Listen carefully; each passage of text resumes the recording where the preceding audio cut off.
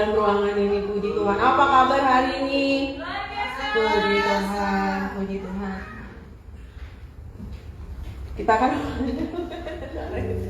Oke, puji Tuhan, kita akan mulai ibadah kita sebentar lagi. Mari kita tundukkan kepala sebentar.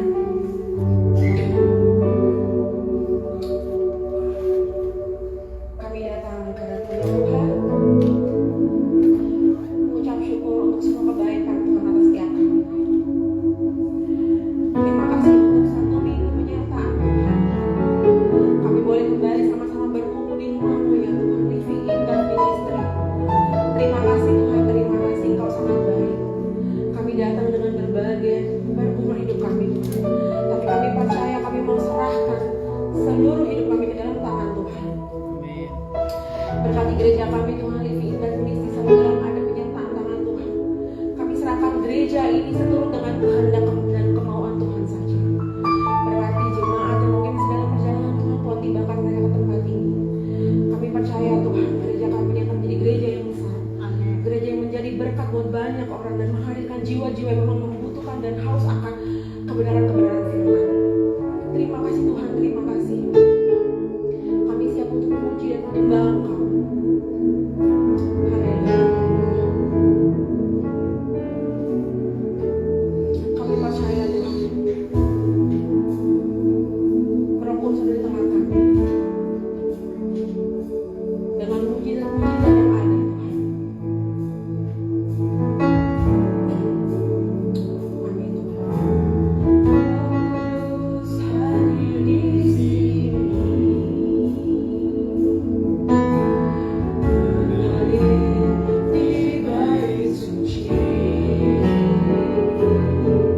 perkara ajaib pun terjadi, kuasa mujizat nyata, karena Roh Allah sedang bekerja. Sama-sama katakan Roh Kudus hadir di sini, mengalir di bait suci, perkara ajaib pun terjadi, kuasa mujizat nyata, karena Roh Allah sedang bekerja.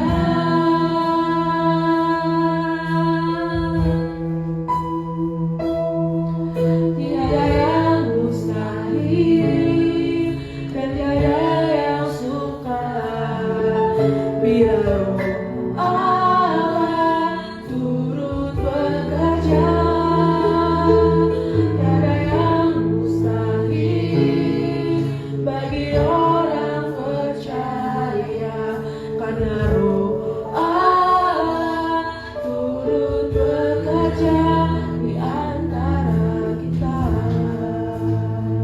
Mari sama-sama kasih kemuliaan untuk Tuhan kita Yesus Kristus.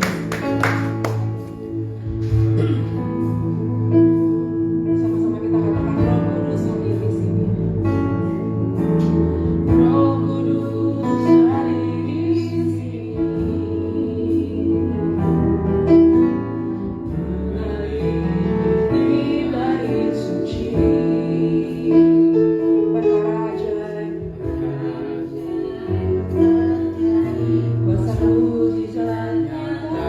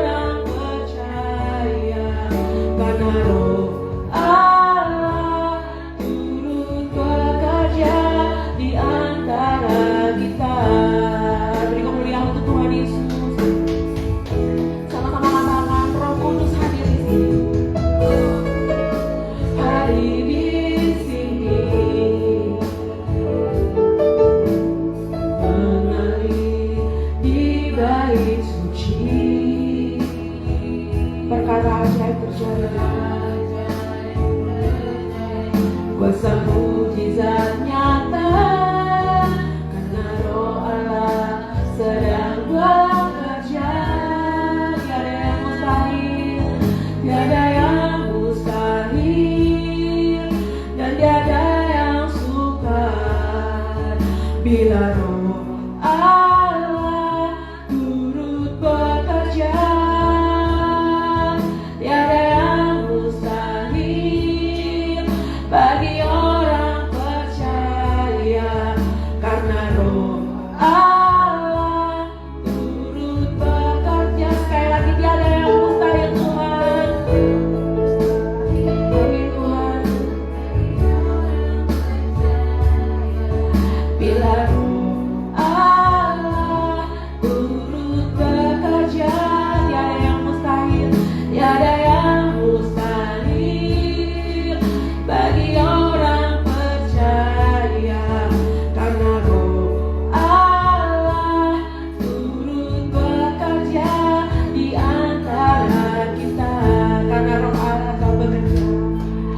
Karena roh Allah turut bekerja. Karena roh Allah Tuhan. Karena roh Allah turut bekerja di antara kita. Boleh beri kemuliaan untuk Tuhan Yesus. Haleluya, haleluya Tuhan. Terima kasih Tuhan. Terima kasih Tuhan. Terima kasih Tuhan. Engkau baik Tuhan buat hidup kami Tuhan. Roh Kudus hadir di tengah kami, jamah setiap kami Tuhan. Haleluya Tuhan, haleluya Tuhan. Terima kasih Tuhan, terima kasih. Terima kasih Tuhan, terima kasih.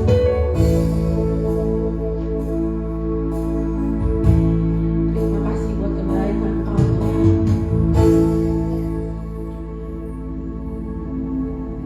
Begitu banyak mujizat yang terjadi atas hidup kami Tuhan. Kami percaya kami adalah anak-anak kesayangan Tuhan. Kami percaya kami anak-anak yang diberkati Tuhan. Terimalah persembahan kami, sukacita kami. Kami mau naikkan semuanya hanya untuk kemuliaan nama Tuhan.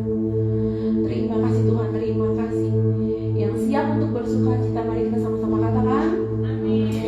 Biar lebih bersemangat, boleh kita sama-sama bangkit berdiri. Saya mau lihat tangan-tangan yang dikasihi Tuhan. Boleh angkat tangannya. Luar biasa, puji Tuhan. Boleh tepuk tangan-tangan di atas ya.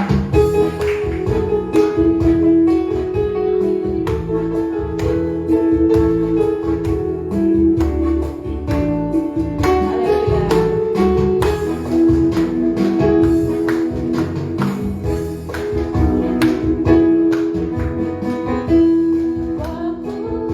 Sungguh ku percaya padamu, karena kasih-Mu padaku, Kau tebus dosaku. Amin. Dari terbitnya matahari sampai terbenamnya, ku angkat lagu pujian, tinggikan nama-Mu. Jangan-jangan ku puji dengan kecapi, ku bernyanyi, haleluya Yesus kekasihku. Lebih bersemangat lagi yo.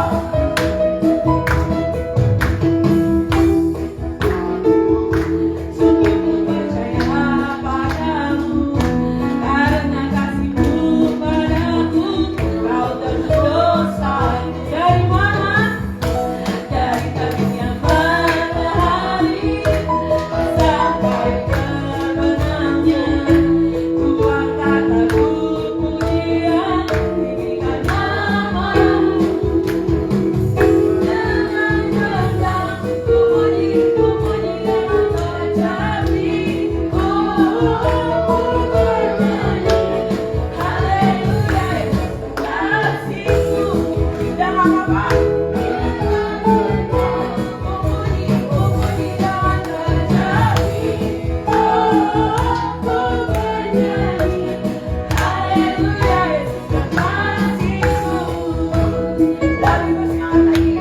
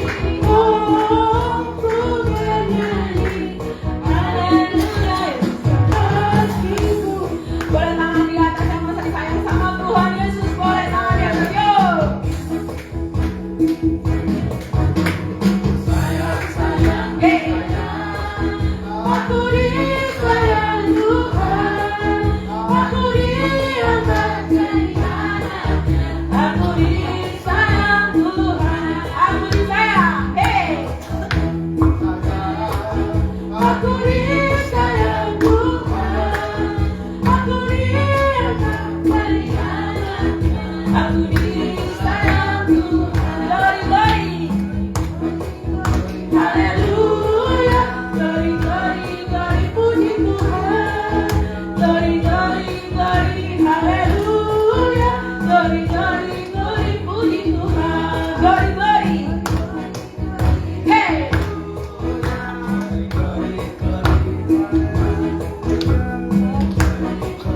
Haleluya. Glory, glory, glory. Puji Tuhan. Tapi bersama tadi suami glory, glory. Haleluya. Amin. Puji Tuhan. Glory, glory, glory. Haleluya. Glory, glory, glory. Puji Tuhan. Tepuk tangan untuk Tuhan Yesus. Boleh sama-sama haleluya. Kita mau siapkan hati kita lagi untuk mau mendengarkan kebenaran firman Tuhan. Terima kasih Tuhan, terima kasih.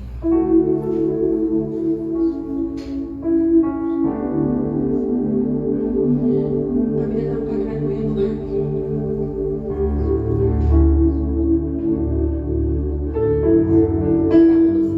Banyak yang menurut hidup kami Tuhan. Kami datang dengan berbagai masalah. Kami datang dengan berbagai pergumulan hidup kami Tuhan. Kami datang dengan kondisi kesehatan yang kurang baik Tuhan. Tapi kami percaya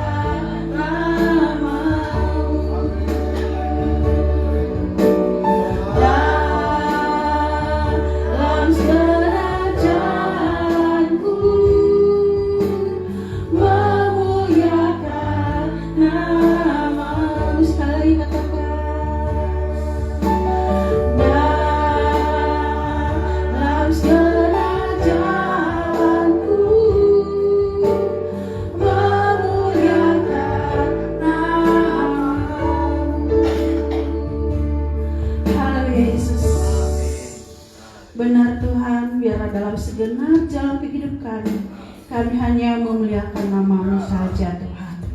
Tuhan, saat ini hamba akan menyampaikan isi hati-Mu. Biarlah Engkau yang berbicara melalui mulut hamba. Sembunyikan hamba di balik salib-Mu Bapa. Ampuni, kuduskan hamba sehingga hamba layak untuk menyampaikan isi hati-Mu Bapa. Dan kami yang mendengar firman-Mu, kami bisa menjadi pelaku-pelaku firman-Mu Bapa. Firman-Mu ini tertanam bertumbuh di hati kami Bapa, dan kami menjadi berkat bagi lingkungan kami, bagi keluarga kami, gereja kami, dimanapun kami berada kami menjadi berkat. Terima kasih Bapa. Terpujilah nama-Mu. Haleluya. Yang siap mendengar firman Tuhan sama-sama kita katakan amin. Haleluya. Berikan dulu dong salam yang terbaik buat teman-temannya. Saudara-saudara kita, katakan kita adalah warga kerajaan surga. Amin. Yakin kita warga kerajaan surga? Yakin? Wah, kok cuma si Fani yang bilang yakin? Yang lainnya mana nih? Yakin? Amin. Amin. Baik, puji Tuhan, saya diberi kesempatan kepercayaan untuk menyampaikan firman Tuhan pada minggu ketiga tanggal 21 September 2025. Haleluya, puji Tuhan. Dan tema kita bulan ini adalah Kingdom Values. Artinya nilai-nilai kerajaan surga, nilai-nilai kerajaan Allah. Nilai-nilai, bicara nilai-nilai itu apa ya kira-kira? Menurut saya nilai-nilai itu bisa dikatakan juga suatu identitas. Betul? Kalau misalnya kita pergi ke suatu daerah atau pergi mengunjungi suatu rumah, atau kita bertamu dan ke rumah seseorang, pasti di keluarga itu ada nilai-nilai yang kita harus jaga. Betul? Yang kita harus ikuti kalau kita berada dalam satu rumah atau kita dalam adat. Contohnya di adat Batak itu ada nilai-nilai yang harus kita ikuti. Misalnya contohnya dari Dalian Natolu itu artinya menyembah kepada pihak perempuan, pamannya, segala macam seperti itu. Terus tuh kepada anak-anaknya, kepada lingkungannya gitu. Ada nilai-nilai yang harus kita hormati. Itu dalam adat Batak. Saya nggak tahu di adat-adat yang lain. Begitu juga bangsa Indonesia ini juga ada nilai-nilainya yang kita harus jaga, harus junjung. Dan nilai-nilai yang kita tahu itu salah satu yang sekarang udah jarang ya ditemukan. Itu dulu itu waktu saya masih SD sekolah itu katakan gotong royong, bergotong royong, terus apalagi ya Pancasila. Ada nilai-nilainya yang kita harus jaga, yang harus kita ikuti, dan lama-lama itu menjadi ciri khas identitas satu bangsa Indonesia ini yang mungkin saat ini mulai luntur. Nah sekarang kita bicara tentang nilai-nilai kerajaan surga. Apa tuh nilai-nilai kerajaan surga? Kita sebagai percayakan tadi bahwa kita ini yang sudah terima Yesus percaya menjadi warga kerajaan surga. Amin. Apa masih ada yang meragukan nih? Iya nggak ya? Aku ini warga kerajaan surga nggak ya? Gitu. Apa masih ada yang meragukan? Coba tanya pada diri sendiri, aku ragu nggak ya? Kalau saya percaya, saya amin bahwa saya itu warga kerajaan surga yang saat ini memang kita masih tinggal di mana? Di bumi. Tapi ketika kita kembali, kita akan kembali mana? Ke surga. Jadi kita berbeda dengan orang-orang yang belum kenal Tuhan, yang belum mengenal siapa Tuhan Yesus, yang belum meyakini dirinya siapa, yang belum tahu, yang belum pernah ketemu dengan Yesus. Itu sangat berbeda. Pasti dia akan, apa sih itu nilai kerajaan surga, apa sih? Nah kita sebagai orang Kristen, sebagai orang percaya harus paham apa itu nilai-nilai kerajaan surga, apa itu kingdom values. Nah kita akan mulai dengan di dalam Roma 14 ayat 17. Di sana dikatakan apa? Sebab kerajaan Allah bukan soal makanan dan minuman, tetapi soal kebenaran, damai sejahtera, dan sukacita oleh ada kata Roh Kudus. Berarti kita sebagai orang Kristen hidup dipimpin oleh Tuhan Yesus naik ke surga, dia mengatakan kepada murid-muridnya, aku pergi ke rumah Bapakku untuk menyiapkan rumah buat kalian semua, tapi aku tidak akan meninggalkan kalian sendiri. Aku akan mengirim penolong, yaitu Roh Kudus. Jadi sebagai orang percaya, kita itu harus dipimpin oleh Roh Kudus. Dan kerajaan Allah itu bukan soal makanan dan minuman. Kenapa? Karena di sana itu nggak ada lagi namanya makan minuman, yang nggak ada lagi namanya berbau hidup yang duniawi. Ya seperti yang kita tahu ajaran sebelah saudara kita bilang 70 udah bidadari lah. Jadi hubungan, maaf itu, hubungan seks itu nggak ada. Nggak ada lagi hubungan yang seperti itu di surga. Yang ada itu di surga itu adalah sukacita, damai sejahtera, menyembah Tuhan. Yes, amen. Itu yang di Irma katakan. Nggak ada lagi namanya makan, nggak peduli apa namanya itu, nggak ada makan, nggak. Ini kan jelas katakannya, bukan soal makanan dan minuman, tetapi apa? Soal kebenaran, damai sejahtera dan sukacita. Amin. Dan satu lagi dikatakan di Matius 6 ayat 33. Dikatakan sana, tetapi carilah dahulu kerajaan Allah dan kebenarannya, maka semuanya itu akan ditambahkan kepadamu. Apa nilai selanjutnya itu? Kebenaran itu apa? Mencari kebenaran Allah. Apa sih kebenaran Allah itu yang kita harus tahu sebagai orang percaya? Apa? Jangan kita itu hanya sebagai Kristen KTP. Di KTP kita ada agama itu, agama apa? Kristen.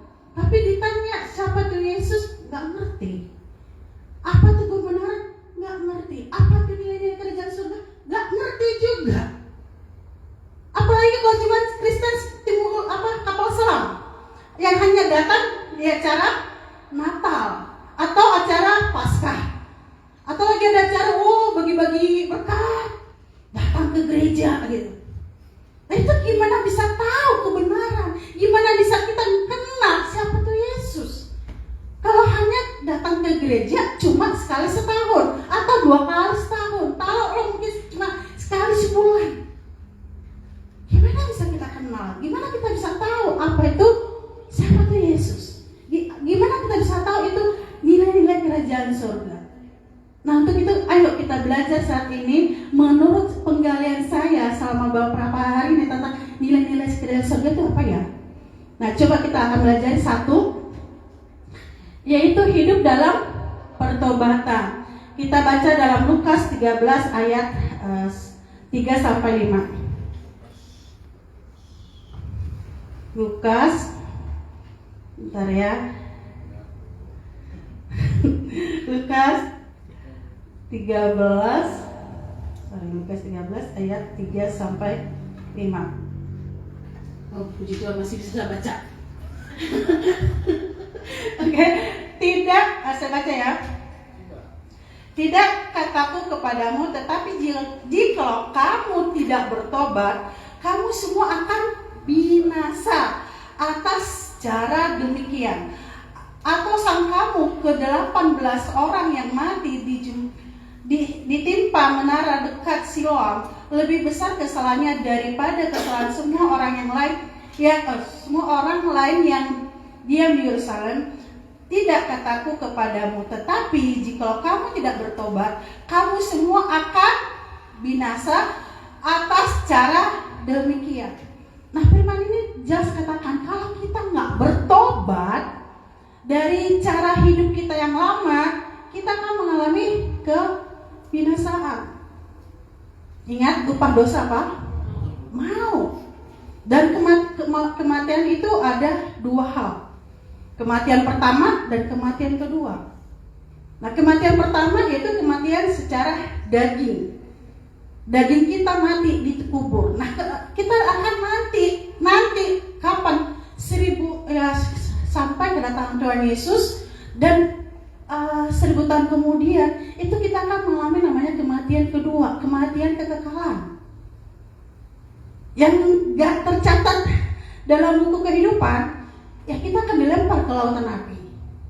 Nah di ayat ini katakan kembali disingkatan, kamu harus bertobat. Nah kata pertobatan dalam bahasa Yunani itu adalah metanoite, yang berasal dari kata metanoia, yang berarti bekerja terus menerus. Artinya apa? Pertobatan itu harus dilakukan, nggak bisa cukup sekali. Aku hari ini deh aku bertobat, besok nggak usah, lusanya nggak usah.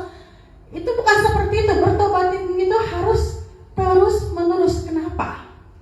Karena kita hidup dalam dunia ini, tubuh kita ini masih ada nature dosa, betul? Sejak Adam jatuh dalam dosa, sejak saat itu juga semua keturunannya termasuk kita ada namanya nature dosa. Dan kita bersyukur lewat Tuhan Yesus dosa bisa dikalahkan. Jadi kita punya kuasa atas dosa. Dan kadang dalam kehidupan kita sehari-hari itu nggak gampang, ya nggak gampang sih dosa itu dilepasin. Tapi ketika kita berjuang dan itu tadi kita hidup dipimpin Roh Kudus, kita bisa mengalahkan dosa itu.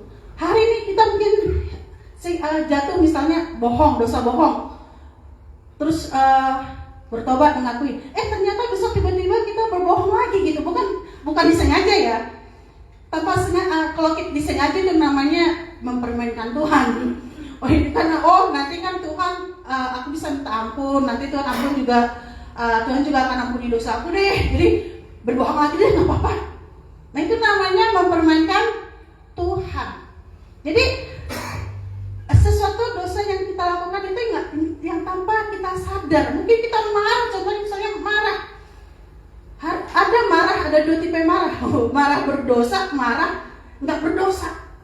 Kalau kita marah sama orang itu tujuan baik untuk perubahan orang itu nggak berdosa. Marah dua itu yang tepat. Tapi kalau kerjanya marah-marah tuh, dikit-dikit marah, itu dosa. Itu menyakiti hati orang. Itu. Nah, ketika kita marah itu kan bisa dosa, bisa menyakiti hati orang. Ya. Nah kita minta ampun. Besok ada masalah, bisa marah, bisa nggak marah? Bisa. Tapi kita bisa minta ampun sama Tuhan sampai itu tadi mengalami namanya ada perubahan. Lanjutkan lagi ya. Metanoia yang terdiri dari dua frasa, yaitu frasa pertama itu meta, bersama-sama, setelah, di luar atau melampaui, dan yang kedua itu adalah itu i-nya nggak ada ya. Diartikan dengan pertobatan, bukan saja pertobatan di dalam perkataan dan tindakan, tetapi juga menyangkut kerangka berpikir, melibatkan hati. Artinya perubahan dari perkataan hati yang diimplementasikan dalam kehidupan kita sehari-hari. Nah, jadi seperti yang katakan tadi, pertobatan yang harus dikerjakan sehari-hari, yang mengubah cara berpikir kita, yang mengubah hati kita sendiri. Jadi sebagai manusia yang hidup dalam daging, masih ada nature dosa, kita itu apalagi ya, masih ada ikatan-ikatan yang terikat. Itu bagi sebagian orang itu nggak mudah lepas dari ikatan dosa tersebut. Makanya perlu ada doa, didoakan berkali-kali, nggak cukup sekali. Dosa banyak banget kalau kita baca nanti ya di Galatia atau apa itu, dosa itu ternyata lebih banyak daripada dikasih roh gitu. Jadi pertobatan itu terus menerus. Karakter itu susah dibentuk, kebiasaan susah dilepaskan. Betul nggak? Suatu kebiasaan yang sudah berulang-ulang itu sulit dilepaskan. Ikatan-ikatan, puji Tuhan, misalnya tadinya ada seorang perokok berat, ketika tiba-tiba ketemu Yesus, dia bisa langsung lepas saat itu juga. Puji Tuhan kalau bisa seperti itu. Tapi kalau enggak, gimana? Ada orang, oke Tuhan, aku bisa cuma merokok hari ini misalnya 10 batang, besok aku kurangin, aku akan berusaha kurangi sampai aku bisa benar-benar lepas dari kata rokok. Tapi ada orang langsung begitu ketemu Yesus, dia bertobat, langsung dia stop pada saat itu juga.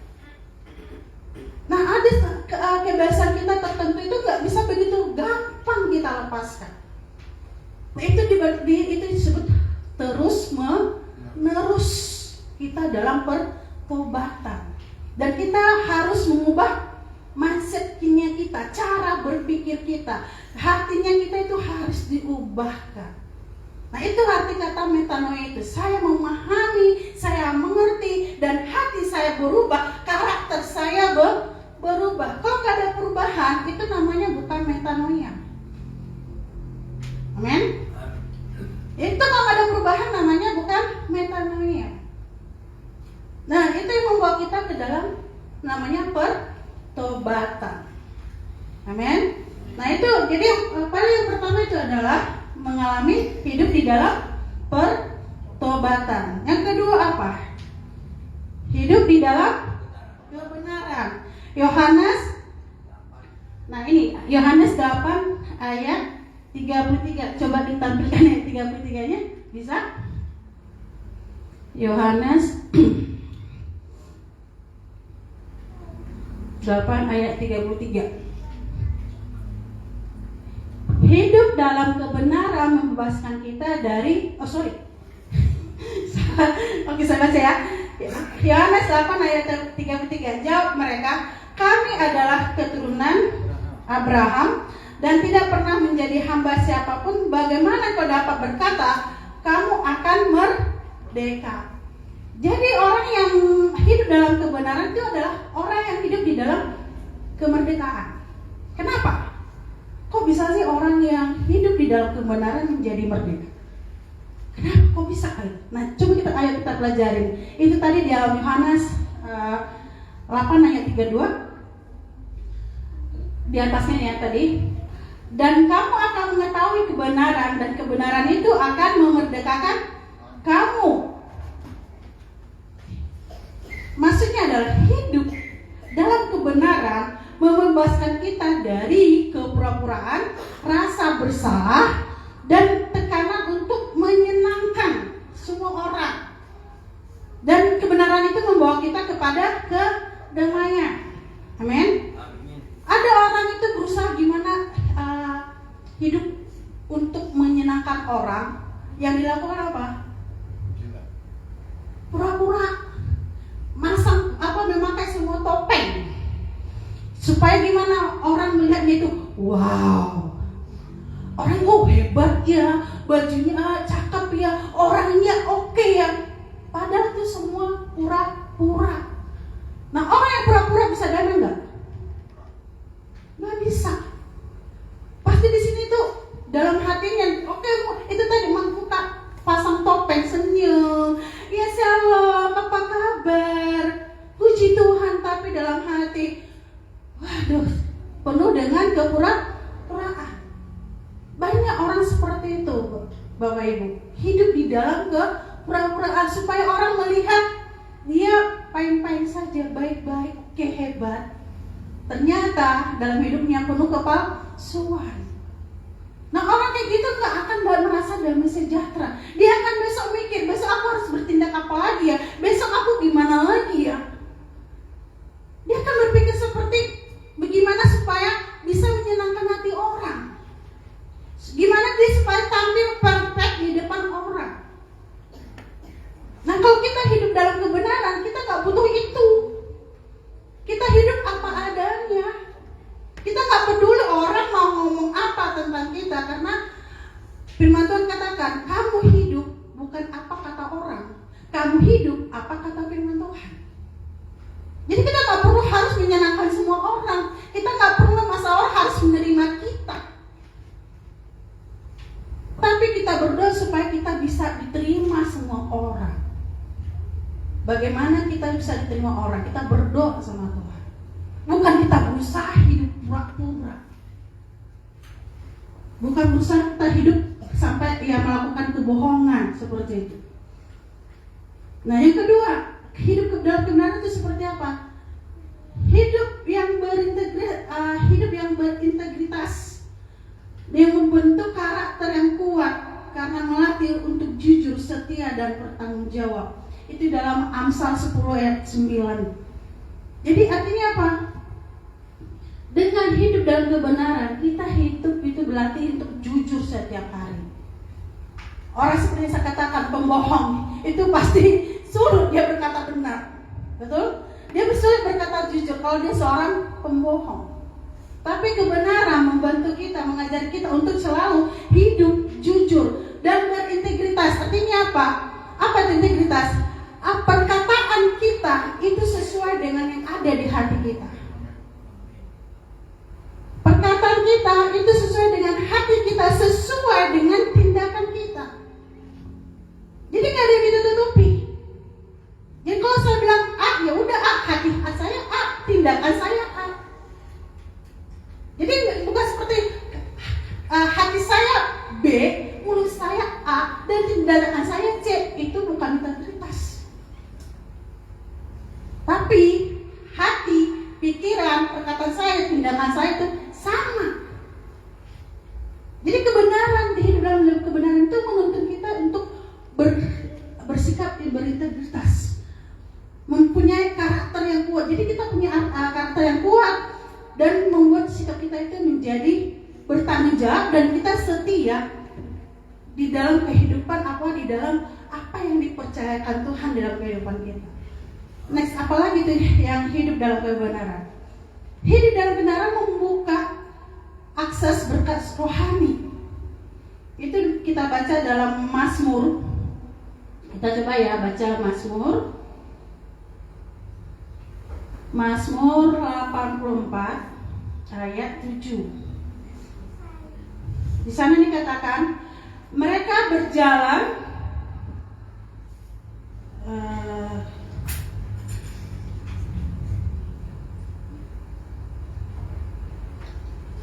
ayat 11 ya. Saya kadang perlu kacamata. Ayat 11 ya, benar ya. Sebab lebih baik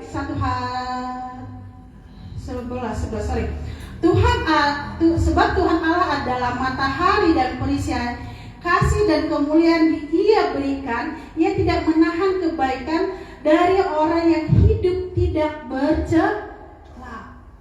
Orang hidup yang tidak bercela artinya apa? Hidup di dalam kebenaran. Dan Tuhan firman Tuhan katakan di sini apa?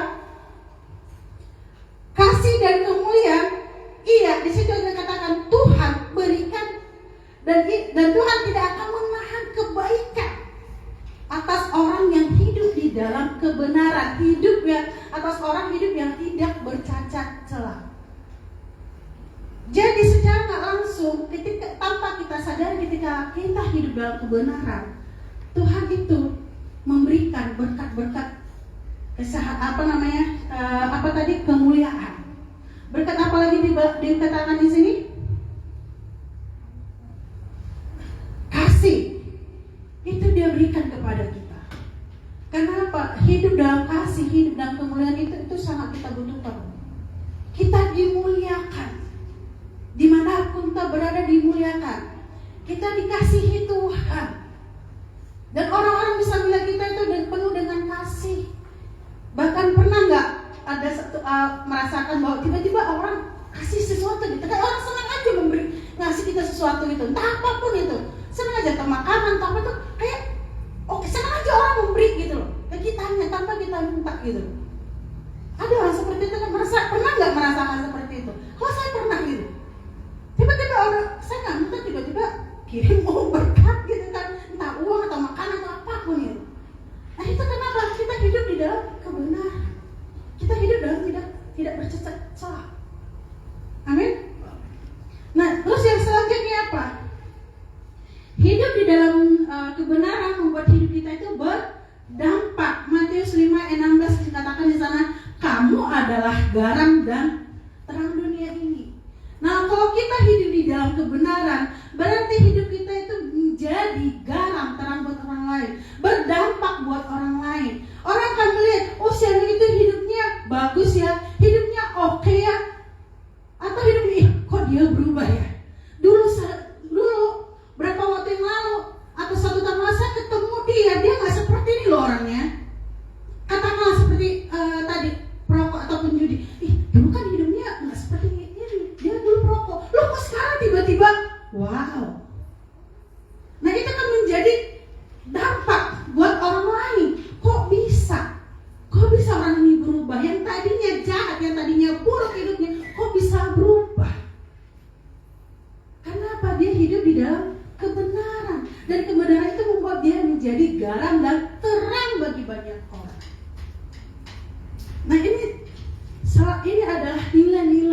kerajaan surga yang harus kita ada di dalam diri kita, yang harus kita makan, yang harus kita hidupi di dalam kehidupan kita sehari-hari. Terus apa lagi?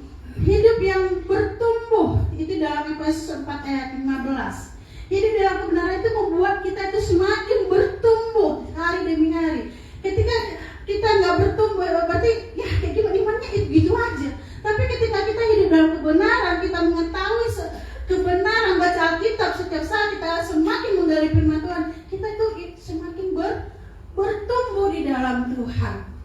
Amin.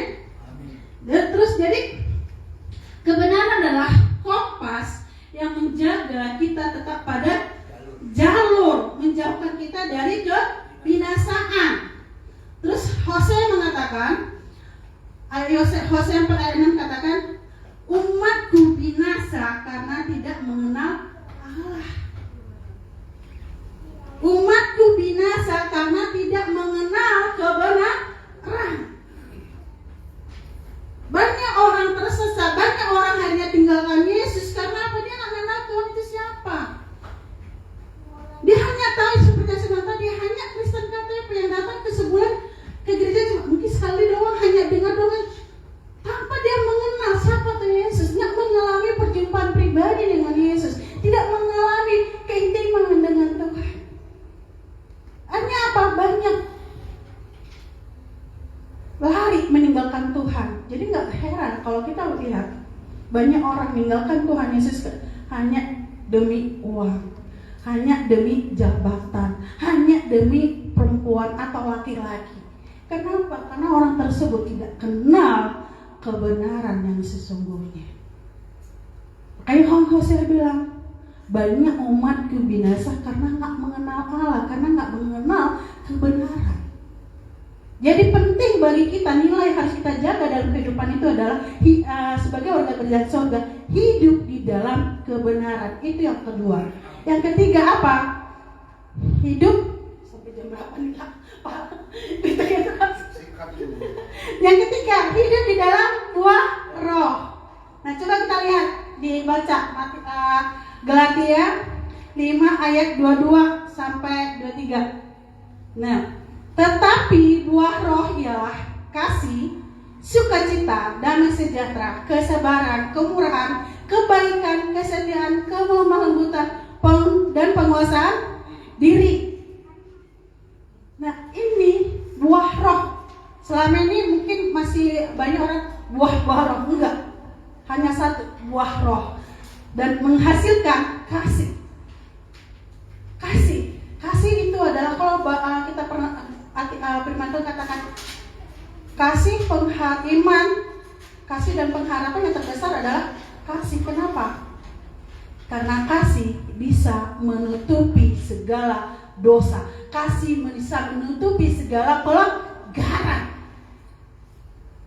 Nah, kita perlu kasih Bapa, kasih Tuhan. Dan kasih Tuhan yang membebaskan kita dari segala dosa. Terus apa lagi? Sukacita. Saya sekarang, kalau Bapak Ibu di sini, saudara-saudara nggak ada sukacita dan surga, bisa tersenyum nggak? Bisa tersenyum nggak? Enggak. Jadi kita butuh sukacita, damai sejahtera. Kita butuh damai sejahtera. Kenapa kita butuh damai sejahtera? Seperti kita saat menghadapi masalah, situasi, terutama saat seperti beberapa waktu yang lalu, demo, penjarahan segala macam. Itu kalau nggak ada damai sejahtera di sini, pasti ada apa yang timbul? Khawatir. Wah, ini demo ini, waduh, jangan-jangan rumah saya nanti dijarah. Aduh, jangan-jangan saya keluar nanti saya bla bla bla. Nanti jangan-jangan ini yang terjadi sama saya. Waduh, banyak. Atau ya udah deh, daripada nanti gini. Aku pergi dah ke luar negeri atau mengusir atau kemana. Tapi kalau ada damai sejahtera dalam diri kita, sekalipun seperti di Mazmur 91 katakan, 1000 orang rebah di sisiku, 10 rebah di sebelah kananku, itu tidak akan menimpa aku. Jadi kita butuh damai sejahtera yang dari Tuhan. Apalagi kesabaran. Kadang untuk menanti jawaban dari Tuhan, kita kadang berdoa sama Tuhan, Tuhan tolong aku begini, belikan aku gini. Tuhan tolong aku punya kesembuhan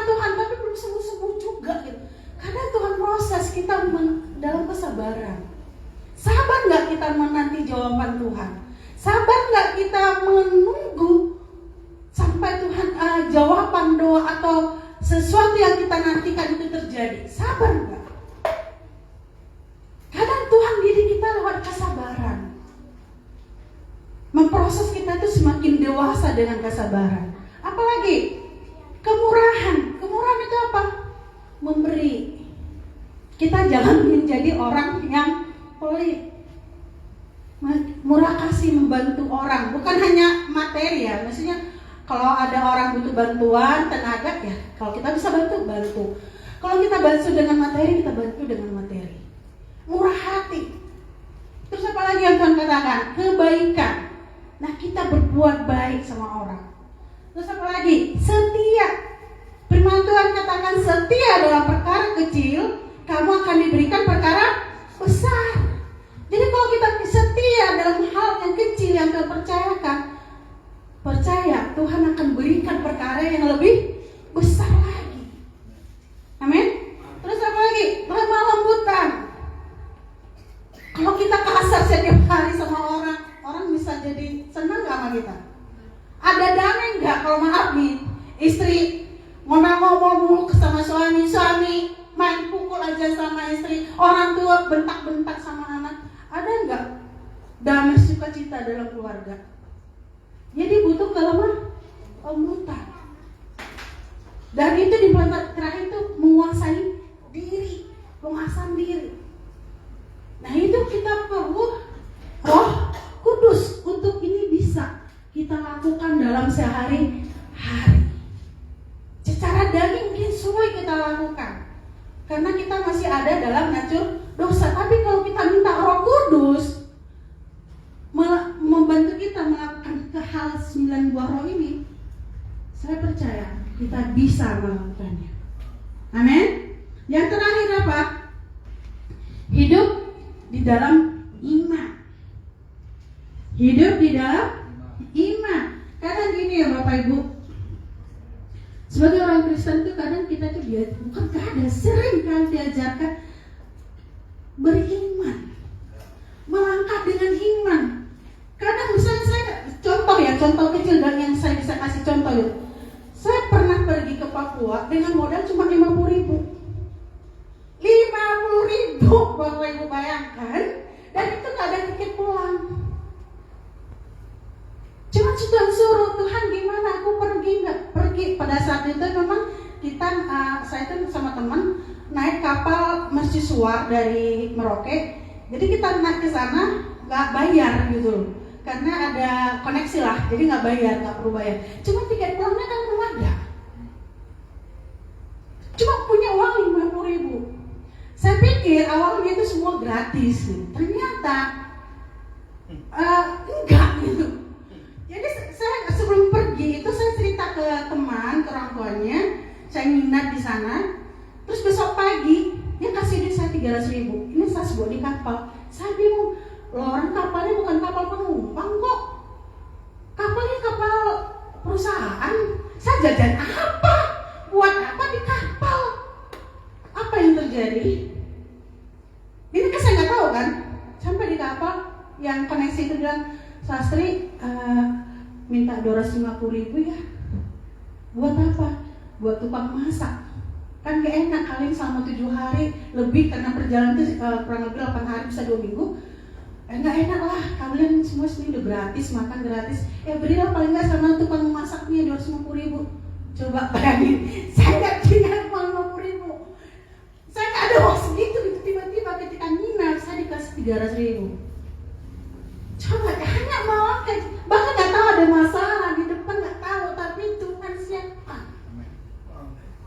Tuhan berikan jawaban.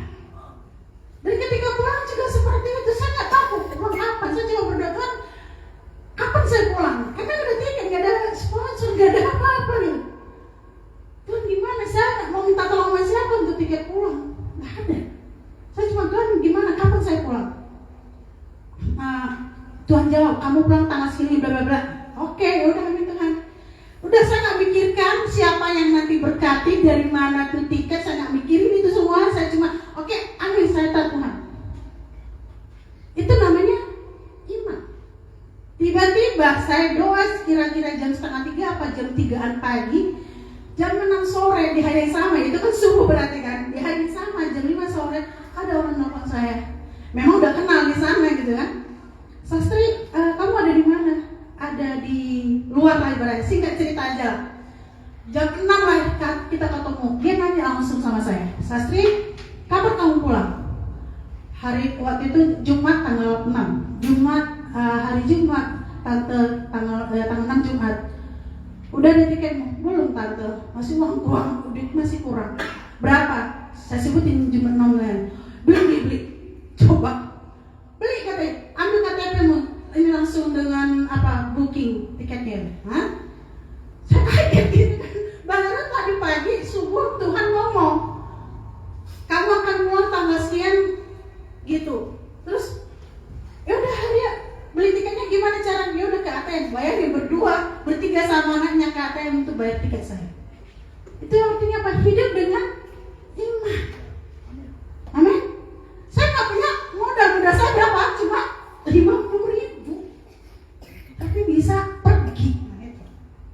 Pulang pergi dari Papua. Jadi kita coba baca dulu. Ibrani 11:1. Iman adalah dasar dari segala sesuatu yang kita harapkan dan bukti dari segala sesuatu yang tidak kita lihat. Nah, waktu saya berangkat itu saya udah beli tiket belum? Belum.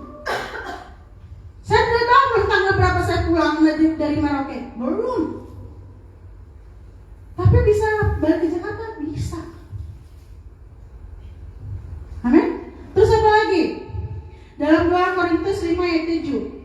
Sebab hidup kami ini adalah hidup karena percaya, bukan karena melihat. Jadi hidup di dalam iman itu bukan yang kelihatan yang kita percayai, tapi kita percaya pada Tuhan Yesus. Bukan apa yang kita lihat yang kita percayai. Makanya pernah saya dapat surat Tuhan, bukan apa yang kamu lihat kelihatan bagus itu terbaik buatmu. Jadi apa yang kita lihat bagus belum tentu itu terbaik. Apa yang kita lihat oke, itu oke buat kita. Amin. Jadi itulah iman kita gitu. Iman yang kita nggak melihat segala sesuatu itu dengan kacamata itu oke, tapi kita melihat iman itu adalah percaya, hanya percaya, bukan karena melihat, bukan karena apa kata orang kita dengar, oh di sana bagus. Ingat dalam kisah Yosua dan Kaleb, 12 pengintai yang dikirim Musa kepada kemana itu? Ke tanah Kanaan, tanah 10 orang bilang apa? Oh nggak bisa, di sana orangnya raksasa, nggak mungkin kita tinggal di sana, pasti kita mati. Tapi yang 2 orang bilang apa? Oh di sana bagus tuh Musa, oke. Dia berkata yang positif. Itu iman. Dia percaya, Yosua dan Kaleb percaya. Tapi yang 10 orang mana? Akhirnya yang masuk ke tanah perjanjian siapa? Yosua dan Kaleb. Yang 10 orang sama orang-orang yang tua-tua mati di padang gurun. Jadi iman itu kita percaya saja. Walaupun situasi keadaan kondisi itu belum kita lihat baik, belum ada jalan terbuka, belum tahu gimana seperti apa, kita hanya percaya. Terus di Roma 10:7 dikatakan iman timbul dari pendengaran dan pendengaran oleh firman Tuhan. Betul. Kalau kita nggak belajar sejarah, kalau kita nggak membaca firman Tuhan, kita tidak akan tahu cerita tentang Yosua dan Kaleb. Kita tidak akan tahu tentang cerita Abraham. Kita tidak akan tahu bagaimana Musa membelah laut. Itu semua membuat iman kita kuat nggak? Membuat iman kita semakin tumbuh nggak? Betul? Itu membangkitkan iman kita. Itu yang kita baca kitab cerita, dengan ceritanya Musa, dengan ceritanya Daniel yang ada di buah singa, di buah singa. Banyak hal cerita yang di Alkitab itu membangkitkan iman kita. Jadi benar, iman timbul ketika kita mendengar firman Tuhan dan membaca firman Tuhan.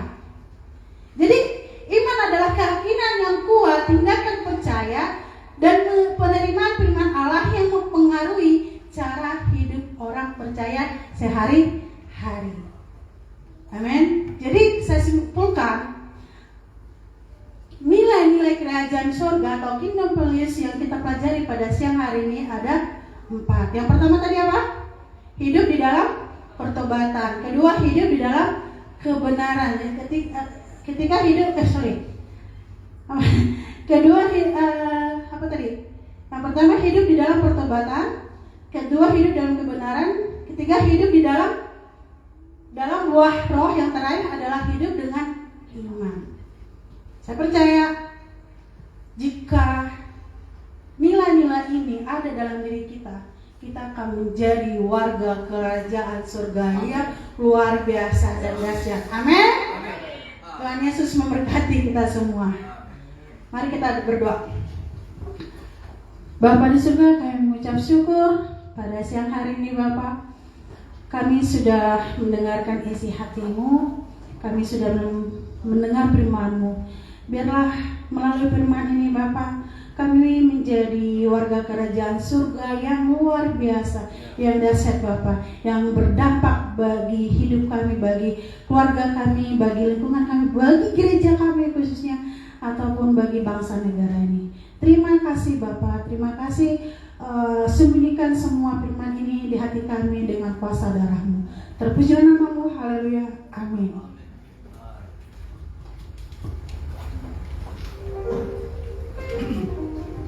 Puji nama Tuhan. Makasih Sastri. Rekomendasinya banyak untuk kamu supaya kamu bisa menghadapi ini. Salah satunya dosenmu Bang Bakti Atemanik, dokter. Sastri, salah satu pastor terbaik. Saya percaya bahwa apa yang Tuhan katakan sama saya untuk kamu khotbah itu tepat. Bahkan connect dengan apa yang kamu khotbah hari ini. Saya punya iman. Bapak Ibu, saya baru pulang pagi-pagi jam 5 pagi dari Manado. Ya baru sampai jam 12 di sini. Kenapa saya baru pulang? Salah satu saya boleh mendengarkan perkataan roh. Roh bicara bukan hanya kepada pendeta. Salah satunya Pak Yosef. Dia bilang ini, layani istri dulu, santai aja. Ya, saudara ya. Ini salah satu dari saya cari tanda. Kenapa saya belum pulang-pulang? Karena saya tidak punya uang. Sampai minggu lalu saya dengar kata istri, Mas ketemu dia, ada pelayanan sana. Lapangan. Kampusnya Unfrat ngundang untuk datang para alumni. Pas saya datang ibadah di salah satu gereja teman kita Pak Luki Lao, kita ikut ibadah Bapak Ibu, salah satu pendeta yang nyamperin saya, saudara. Pak Bimo, saya belum ngasih berkat waktu nikah ya? Belum. Tanya sampai saya, belum katanya dia. Saya bilang belum saudara. Kalau dia kasih angpau Bapak Ibu, saya akan berdoa coba. Tapi tiba-tiba ketika pulang ibadah, ada jemaat sampai saya, Pak, mau kemana hari ini? Mau pulang ke Manado, jadi kita butuh 1 jam naik motor. Saya naik motor Bapak, saya kulit hitam. Saya dari Manado ke Tomo 1 jam naik motor, ke Bitung 2 jam naik motor, ke Tarera misal 3 jam naik motor Bapak Ibu. Di maaf kulit hitam hari ini. Saya menikmati pelayanan.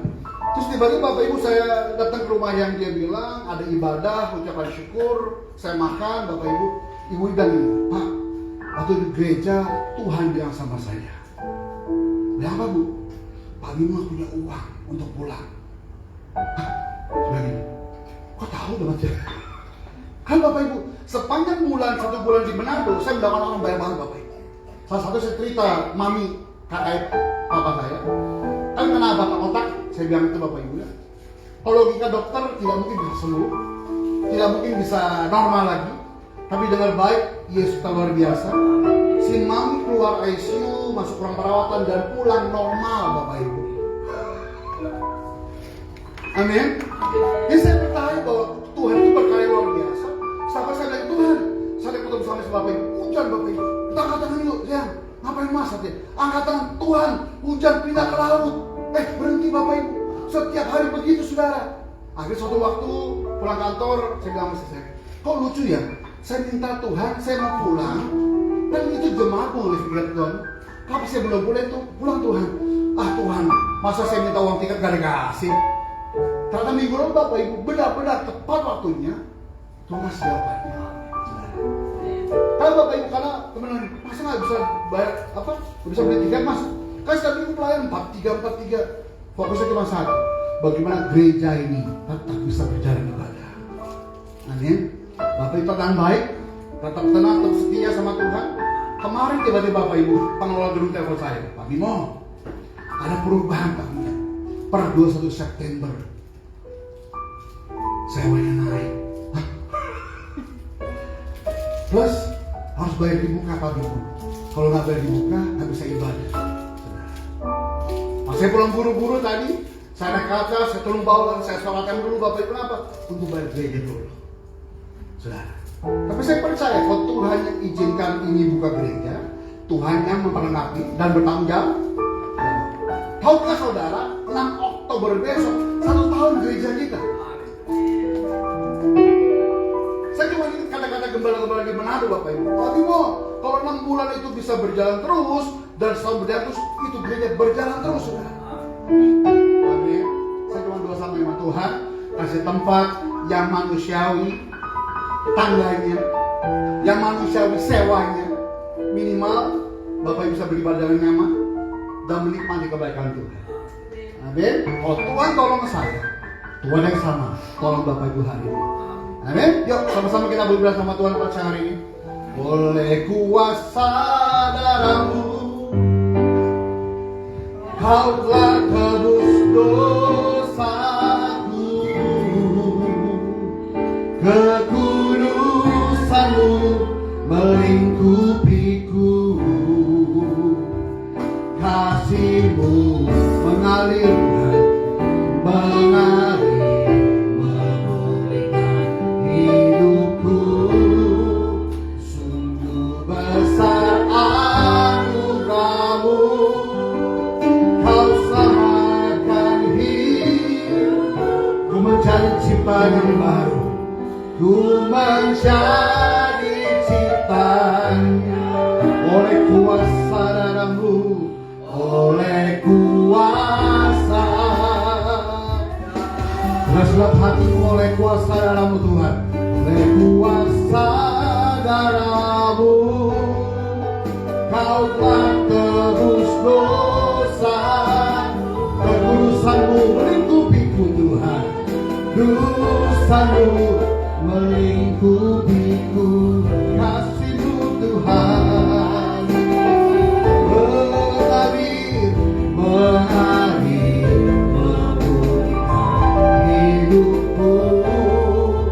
Sungguh besar anugerah-Mu, Kau selamatkan hidup. Ku mencari ciptaan baru Tuhan, ku mencari ciptaan yang oleh kuasa darah-Mu, oleh kuasa darah-Mu.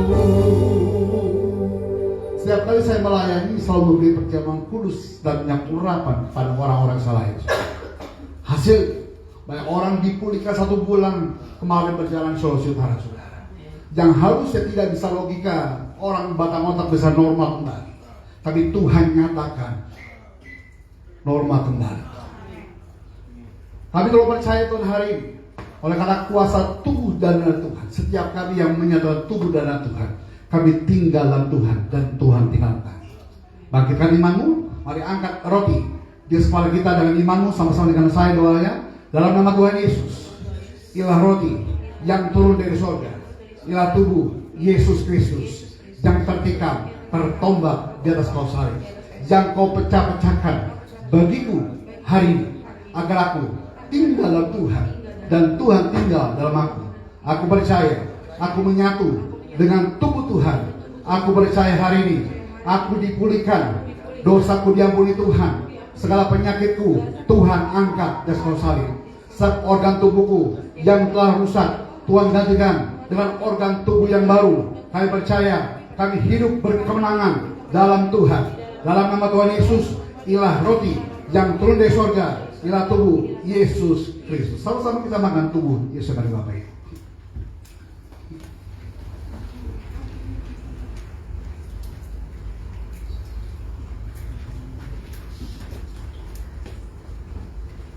Terima kasih Yesus tubuh bagiku hari ini. Yang sudah mengucap syukur, sama-sama kita angkat darah Yesus dari kepala kita. Bangkitkan imanmu, ikuti dan sepakat dengan saya dalam nama Tuhan Yesus. Inilah darah perjanjian yang baru, yang kekal.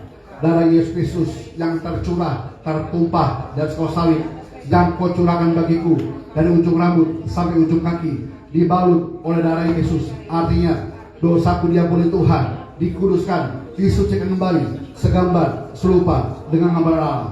Kami percaya oleh karena kuasa darah Yesus, setiap organ tubuhku yang dialiri oleh darah Yesus, kami percaya Tuhan jadikan baru, sehat sempurna. Kami percaya hari Tuhan, mataku kudus bisa memandang kemuliaan Tuhan, telingaku peka bisa mendengar suara dari sorga, mulutku punya kuasa. Apa yang kudoakan, ku minta kepada Tuhan, Tuhan dengar dan Tuhan jawab. Tanganku punya kuasa, apa yang ku pegang, ku kerjakan menjadi berhasil karena nama Tuhan. Kakiku punya kuasa, kemanapun aku melangkah, tanah bumi yang kuinjak adalah tanah bumi yang diberkati Tuhan.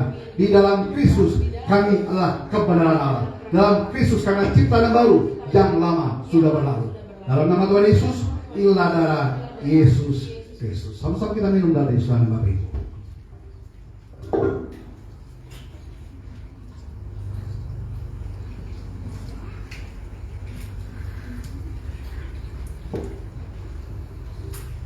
Kasih darah Yesus.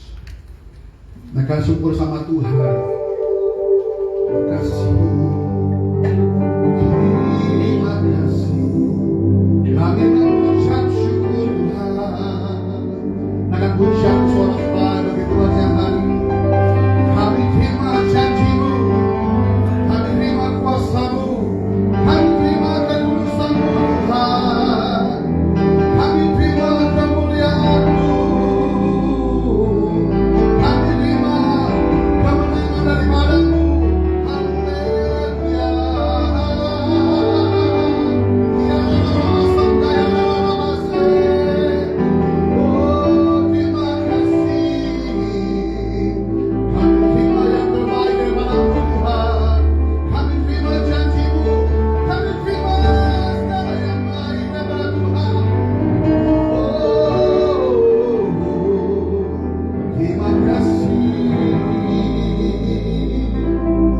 Yohanes 15 ada dikatakan, jika kamu tinggal dalam aku dan firman-Ku tinggal dalam kamu, minta apa, maka menerimanya.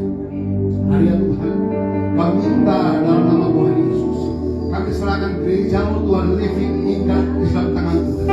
6 Oktober besok 1 tahun pelayanan ini, kami berdoa sungguh Tuhan, dengan gereja-Mu berdampak, gereja-Mu menjadi berkat, gereja-Mu memenangkan jiwa, gereja-Mu menjalankan bahwa Tuhan adalah Yesus dan kehidupan kami Tuhan. Berdoa Tuhan untuk setiap umat-Mu hari ini Tuhan. Kami percaya pergumulan silakan dihadapi. Kami memohon doa untuk Ibu Eci hari ini Tuhan. Dan minggu lalu Tuhan, motor yang dia pakai ditarik oleh listrik Tuhan. Sehingga kemanapun dia melangkah terhambat Tuhan. Bekerja pun terhambat Tuhan. Maka kami minta dalam nama Tuhan Yesus hari ini, Tuhan mata melihat kepada beliau dalam nama Yesus. Pertolongan Tuhan tidak pernah terlambat bagi dia hari ini Tuhan. Berikan jalan keluar Tuhan Yesus. Tolong dia Tuhan. Kirimkan berkat-Mu dari orang-orang yang Tuhan pakai menjadi berkat untuk dia dalam nama Yesus. Berdoa sungguh Tuhan. Bersama kedua anaknya Tuhan tolong setiap kehidupan rumah tangganya, anak-anaknya Tuhan, dalam anugerah Tuhan hari ini. Berdoa Tuhan untuk keluarga Pak Yosef dalam nama Tuhan Yesus, bersama Ibu Vini, bersama Yuda dan juga diberkati Tuhan. Senantiasa apa yang mereka kerjakan semata seperti untuk Tuhan. Berkati Tuhan. Berkati juga Tuhan, ada Mary dan 4 lagi pun berkati Tuhan.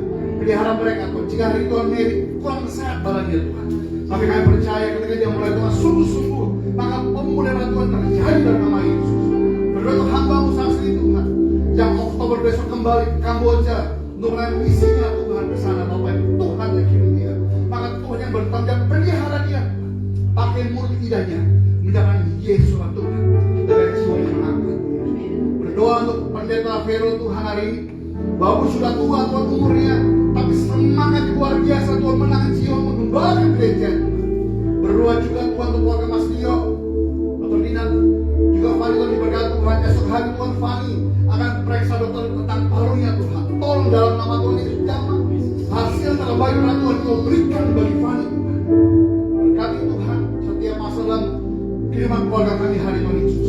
Berdoa hari Tuhan untuk keluarga kami Bu Baby Tuhan, sahabat kami, keluarga kami Tuhan, yang ada operasi tubuh kirinya Tuhan, pendarahan akibat keguguran Tobigula di rumah sakit JPK Menteng dalam nama Tuhan Yesus. Jamah dalam nama Tuhan Yesus. Operasi berjalan baik, tidak berdiri lagi Tuhan, sehingga dia boleh pulang bersuka cita, bersorak-sorai, sebab Yesus Tuhan yang dia sungguh-sungguh melawati hari manusia. Terima kasih Tuhan Yesus. Kami serahkan Tuhan sebentar. Kami akan berikan persembahan kami terbaik sama Tuhan. Sahabat kami mengupai sampai pesta kata kita. Kami berikan untuk Tuhan. Kami percaya Tuhan apa yang kami tabur bukan besar jumlah kecil jumlahnya Tuhan, tapi seberapa serius kami datang sama Tuhan membawa ucapan syukur. Kami siap memberikan kembali untuk Tuhan. Dalam nama Tuhan Yesus sama-sama kita katakan amin. Kita kembali Bapak Ibu harus memberikan terbaik untuk Tuhan. Informasi kita sudah punya QRIS akhirnya. Ya, saya sudah pakai QRIS-nya QRIS. Di Bapak Ibu mungkin mulai minggu depan saya tempel di bangku-bangku. Ya, ada gereja lain tempat ini tapi tidak apa-apa. Tapi kami sungguh bersyukur bahwa gereja upgrade untuk pelayanan begitu.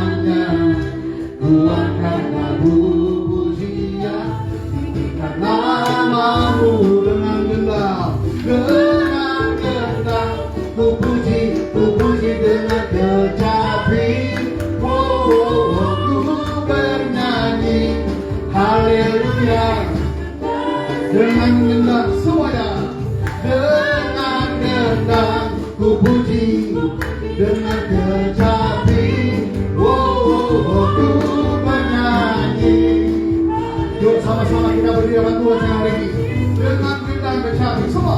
Dengan gendang ku puji dengan kecapi. Ku bernyanyi haleluya Yesus kekasihku. Sayang-sayang semua. Sayang-sayang disayang, aku disayang Tuhan. Aku diangkat jadi anaknya. Dengan semangat lagi, sayang-sayang sing. Sayang-sayang, aku disayang Tuhan. Tuhan, aku diangkat jadi anaknya. Aku sayang-sayang, sayang-sayang. Mau siap hati semuanya sehat sekarang. Tuhan, aku diangkat jadi anaknya. Glory, glory, glory, glory, glory. Hey. Glory, glory, glory, puji Tuhan. Glory, glory, glory, haleluya. Glory, glory, glory. Sekali lagi glory, glory, glory, glory, glory, haleluya. Glory, glory, glory, glory. Glory, glory, puji. Dengan punya sorak-sorai bersyukur dari Bapak Ibu. Mari angkat kedua tangan di hadapan Tuhan. Kami serahkan dalam tangan Tuhan siang hari. Dengan setiap apa yang kami kerjakan esok hari Tuhan, ada keberhasilan, kemenangan karena Tuhan. Setiap musuh di hadapan kami yang begitu besar kayak orang-orang enak Tuhan, yang raksasa itu Tuhan, tapi Tuhan kalahkan dalam nama Tuhan Yesus. Sebab Tuhan yang berperang di depan kami. Dan kami melihat pekerjaan tangan Tuhan terjadi untuk kami. Kami serahkan tangan Tuhan. Esok hari minggu baru, hari baru, berkat baru. Kami percaya anugerah-Mu tidak pernah mudah dari kehidupan kami. Kami serahkan tangan Tuhan. Setiap yang sakit sembuh dalam nama Tuhan Yesus. Jangan berikan lepas dalam nama Tuhan Yesus. Jangan jalan untuk dengan jalan keluar hari ini. Kami percaya kami punya Tuhan yang bisa berkarya.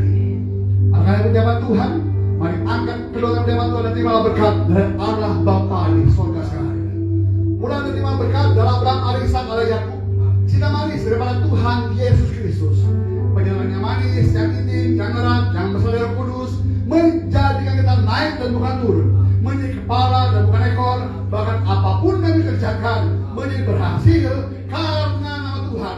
Mulai siang sampai merata, Tuhan menjemput kita semua. Sama-sama kita katakan, kiranya